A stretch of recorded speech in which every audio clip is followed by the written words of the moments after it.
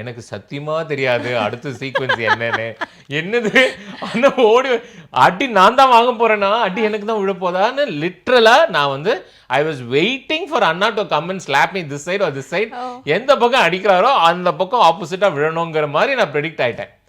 டக்குன்னு அடி கிராஸ் பண்ணி போனாரு. அப்படி ஒரு மின்னல் மாதிரி அந்த காத்து அடி ஃபேட் ஆன மாதிரி இப்படி போனாரு. எனக்கு கூட ஒரு 10 மினிட்ஸ்ல எங்கேயாவது சேர் இருக்கான்னு பார்த்து உட்காரலாமான்லாம் தோணும். அவரு வந்து நம்ம ஸ்பாட்குள்ள வந்துட்டாருன்னா டயலாக் பேப்பர் வச்சு சுத்திக்கிட்டே இருப்பாரே தவிர அவர் உட்காந்தே நான் பார்க்கலமா.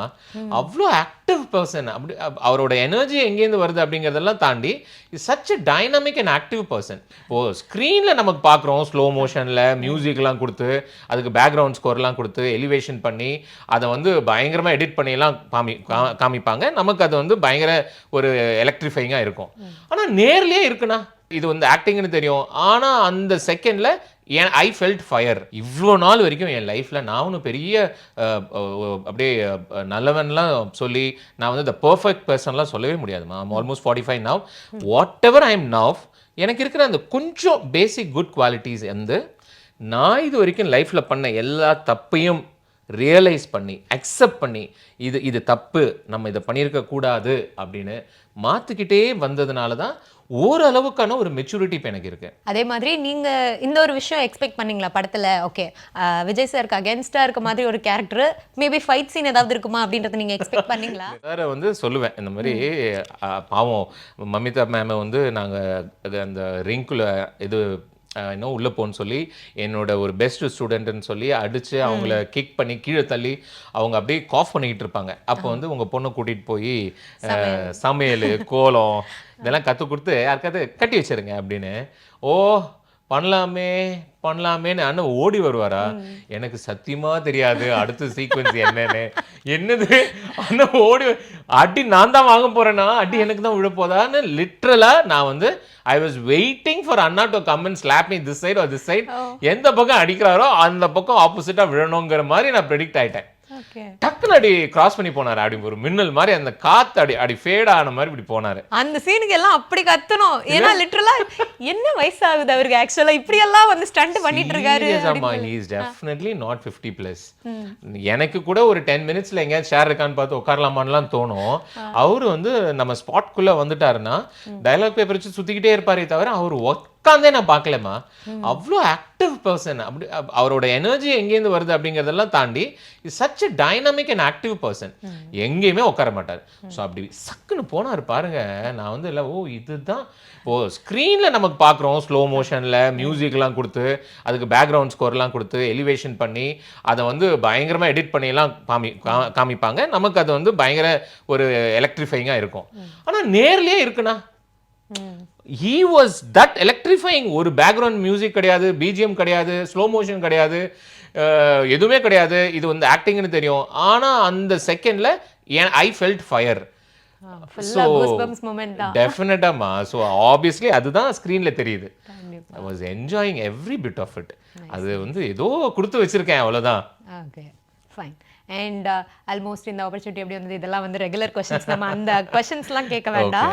அண்ட் நீங்கள் வந்து இப்போ அதுதான் வந்து தளபதியோட கடைசி மூவின்றது வந்து எல்லாருக்குமே வந்து ஒரு மாதிரி ரொம்பவே எமோஷ்னலான ஒரு மூமெண்ட்.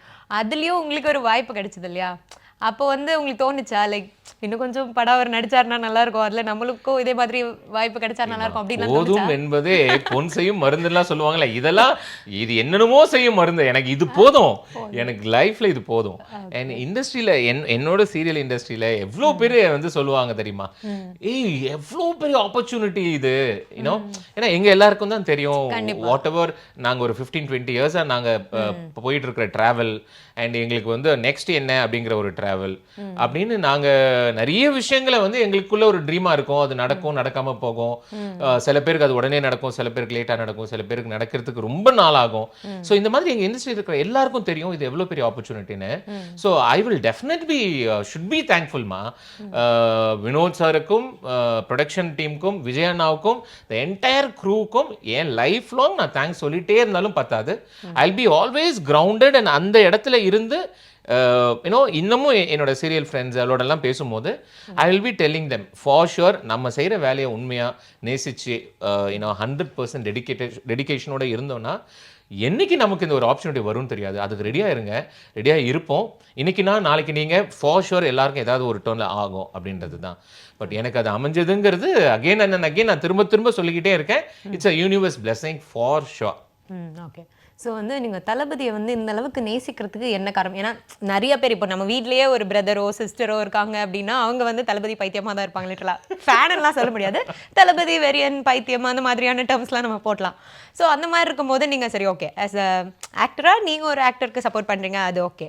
பட் வந்து டிவி கேக்னு ஒரு கட்சி அவர் ஆரம்பித்த பிறகு நீங்கள் வந்து அவருக்காக எக்கச்சக்கமான வீடியோலாம் பண்ணிட்டுருக்கீங்க. நீங்கள் ஒரு சைடில் வந்துட்டு நான் டிவிக்கே இது பண்ணுறப்ப ஆதரவு கொடுக்குறேன் அப்படின்ற மாதிரி நிறைய வீடியோஸ் பண்ணிட்டு இருக்கீங்க.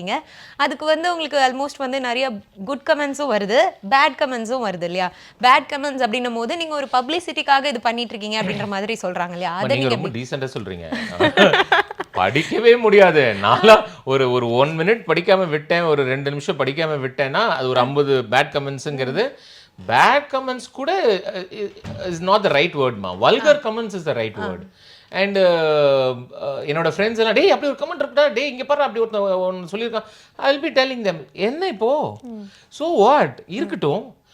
குட் கமெண்ட்ஸ் மட்டும் ஃபேஸ் பண்ணுறது இல்லை, ஒரு நெகட்டிவ் கமெண்ட் அதில் நிஜமாவே நான் பண்ணது ஏதாவது ஒரு தப்பு இருக்குது, நிஜமாவே நான் வந்து என்னை சேஞ்ச் பண்ணிக்கக்கூடிய அங்கே ஒரு ஆப்பர்ச்சுனிட்டி இருக்குது அப்படின்னா I be the first person to accept it and I will be the first person to change it.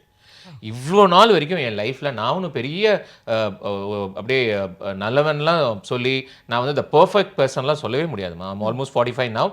What ever I am now, எனக்கு இருக்கிற அந்த கொஞ்சம் பேசிக் குட் குவாலிட்டிஸ் வந்து நான் இது வரைக்கும் லைஃப்பில் பண்ண எல்லா தப்பையும் ரியலைஸ் பண்ணி அக்செப்ட் பண்ணி இது தப்பு, நம்ம இதை பண்ணியிருக்க கூடாது அப்படின்னு மாற்றிக்கிட்டே வந்ததுனால தான் ஓரளவுக்கான ஒரு மெச்சூரிட்டி இப்போ எனக்கு இருக்கு. அது வந்து பல பேர் வந்து மூஞ்சிக்கு நேராக சொல்லுவாங்க, பல பேர் சொல்ல மாட்டாங்க. சில பேர் வெறும் வன்மத்தை மட்டும் கக்குவாங்க. You should be smart enough to split that negative comment. சில பேர் வந்து ரொம்ப அக்கறையோட அதில் இருக்கிற ஒரு நெகட்டிவ் விஷயத்த சொல்லுவாங்க. சில பேர் வந்து ரொம்ப எரிச்சல்லையோ இல்லை வந்து ஒரு நம்ம மேலே ஒரு காண்டிலையோ யூ கேனாட் ஹெல்ப் இட். இப்போ இந்த உலகம் இஸ் தட் டாக்ஸிக். நான் ஆரம்பத்தில் சொன்ன மாதிரியே பீப்புள் ஆர் டாக்ஸிக். பர்டிகுலரா இப்போ உங்க வீடியோக்கு போடுறாங்க அப்படின்னா உங்க மேல காண்டா இருக்காங்கன்னு சொல்லலாம். ஆனா அவன் வந்து வீட்டுல ஏதோ பிரச்சனை வேற ஏதோ பிரச்சனை எல்லாம் கூட ஒரு வீடியோ பார்க்கறானா அது மேல வந்து திணிக்கிறாங்க. அதுவும் நடக்குது இல்லையா? எப்பவுமே மக்களே சோஷியல் மீடியால இருக்கிற சின்ன பசங்க தம்பிங்க என் பெரியவங்க அண்ணங்க எல்லாருமே நீங்க ஒரு கமெண்ட் போடுறதுக்கு முன்னாடி இந்த கமெண்ட்டை உங்க ஃபேமிலியில இருக்கிற யாருக்காச்சும் உங்களால போடுறதுக்கு உங்க மனசாட்சி ஓகே சொல்லுச்சுன்னா அப்புறம் நீங்க மற்றவங்களுக்கு போடுங்க. அது வந்து திட்டுற கமெண்டா இருக்கட்டும், திட்டுறதே டீசெண்டா திட்டலாம். அறிவு இருக்கடா உனக்கு, ஏன்டா இப்படி பேசுற, உனக்கு வந்து நீ என்ன சாப்பிட்றியா இல்லை வேற ஏதாவது பண்றியா, இப்படி பேசலாம். நீ சோறு தான் தின்றியா வேற ஏதாவது தின்றியா. அப்புறம் இந்த பேட் வேர்ட்ஸ் எல்லாம் நான் என்ன பண்ணுவேன், அதில் ஏதாவது ஸ்பெல்லிங் மிஸ்டேக் இருந்ததுன்னா அந்த பேட் வேர்டுக்கு சாரி பிரதர், இந்த வேர்டுக்கு இது ஸ்பெல்லிங் இல்லை இதான் ஸ்பெல்லிங்லாம் நான் ரிப்ளை பண்ணியிருக்கேன். ஏன்னா எனக்கு வந்து that negative comments is not gonna even make small ounce of change in my mind. என்ன இம்பேக்டே பண்ணாதுமா.